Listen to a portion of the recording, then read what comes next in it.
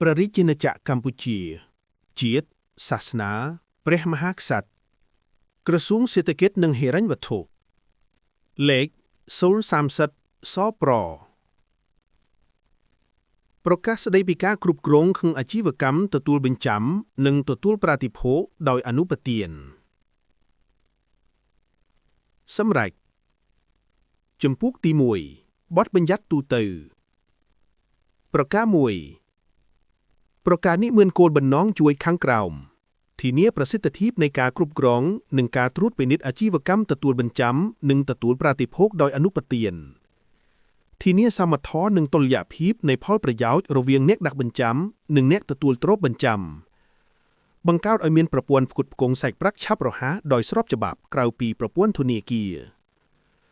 រួមចំណែកទប់ស្កាត់ផលប៉ះពាល់អវិជ្ជមានក្នុងវិស័យទទួលបញ្ចាំនិងទទួលប្រាតិភោគដោយអនុប្រធានដើម្បីធានានូវសន្តិសុខនិងសណ្ដាប់ធ្នាប់សង្គម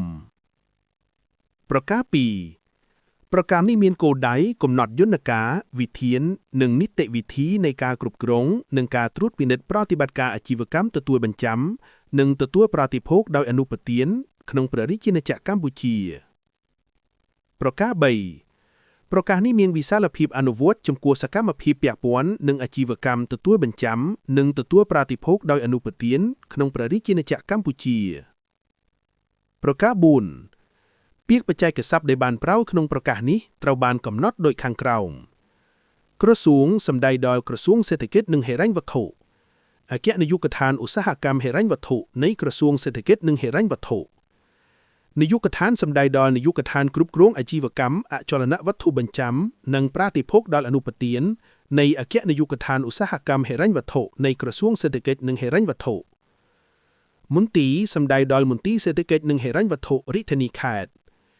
អាជ្ញាបណ្ណាំងសម្ដីដល់លិខិតគតិយុត្តិដែលចេញដោយក្រសួងដើម្បីអនុញ្ញាតឲ្យក្រុមហ៊ុនសហគ្រាសណាមួយប្រកបអាជីវកម្មទទួលបញ្ចាំនិងឬអាជីវកម្មទទួលប្រាតិភោគដោយអនុប្រធានក្នុងព្រះរាជាណាចក្រកម្ពុជាដោយស្របតាមលក្ខខណ្ឌដូចមានចែងក្នុងប្រកាសនេះលិខិតអនុញ្ញាតប្រកបអាជីវកម្មសម្ដៅដល់លិខិតដែលចេញដោយមន្ទីរដើម្បីអនុញ្ញាតឲ្យក្រុមហ៊ុនសហគ្រាសណាមួយប្រកបអាជីវកម្មទទួលបញ្ចាំនិងឬអាជីវកម្មទទួលប្រាតិភោគដោយអនុប្រធានខ្នាតតូចក្នុងព្រះរាជាណាចក្រកម្ពុជាដោយស្របតាមលក្ខខណ្ឌដូចមានចែងក្នុងប្រកាសនេះអាជីវកម្មទទួលបញ្ចាំសម្ដៅដល់សកម្មភាពពាណិជ្ជកម្មដែលអតិថិជនយកទ្រព្យទៅដាក់បញ្ចាំដើម្បីទទួលបានប្រាក់កម្ចីដោយសន្យាទូទាត់សងប្រាក់ដើមនិងការប្រាក់ទ្រព្យចំនួនទៅតាមកិច្ចសន្យាដែលបានកំណត់ជូនទៅអ្នកទទួលបញ្ចាំឬអ្នកទទួលប្រាតិភោគដោយអនុប្រធានអាជីវកម្មទទួលប្រាតិភោគដោយអនុប្រធានសម្ដៅដល់សកម្មភាពពាណិជ្ជកម្មដែលអតិថិជនធ្វើអនុប្រធានសិទ្ធិលើចលនវត្ថុរបស់ខ្លួនជូនទៅដល់អ្នកទទួលប្រាតិភោគដោយអនុប្រធានដើម្បីទទួលបាយប្រាក់កម្ចីដោយសន្យាទូទាត់សងប្រាក់ដើមនិងការប្រាក់ទ្រព្យចំនួនទៅតាមកិច្ចសន្យាដែលបានកំណត់ជូនទៅអ្នកទទួលប្រាតិភោគដោយអនុប្រធានវិញអ្នកទទួលបញ្ចាំបណ្ដាំពីក្រសួងមន្ទីរសម្ដៅដល់នីតិបុគ្គលដែលទទួលបានអាជ្ញាបណ្ណាំងលិខិតអនុញ្ញាតប្រកបអាជីវកម្មទទួលទ្រព្យប្រាតិភោគដោយអនុប្រធានអ្នកទទួលប្រាតិភោគដោយអនុប្រធានសម្ដៅដល់នីតិបុគ្គលដែលទទួលបានអាជ្ញាបណ្ណាំងលិខិតអនុញ្ញាតប្រកបអាជីវកម្មទទួលទ្រព្យប្រាតិភោគដោយអនុប្រធានពីក្រសួងមន្ទីរអ្នកដាក់បញ្ចាំសម្ដៅដល់លោកវ័នបុគ្គលឬនីតិបុគ្គលដែលយកទ្រព្យទៅដាក់បញ្ចាំជាមួយអ្នកទទួលបញ្ចាំដើម្បីទទួលបានប្រាក់កម្ចីអ្នកដាក់ប្រាតិភោគដោយអនុប្រធានសម្ដៅដល់រូបវ័នបុគ្គលឬនីតិបុគ្គលដែលយកទ្រព្យទៅដាក់ប្រាតិភោគដោយអនុប្រធានជាមួយអ្នកទទួលប្រាតិភោគដោយអនុប្រធានដើម្បីទទួលបានប្រាក់កម្ចីទ្រព្យសម្ដៅដល់ចលនវត្ថុឬអចលនវត្ថុដែលជាកម្មវត្ថុយកទៅដាក់បញ្ចាំ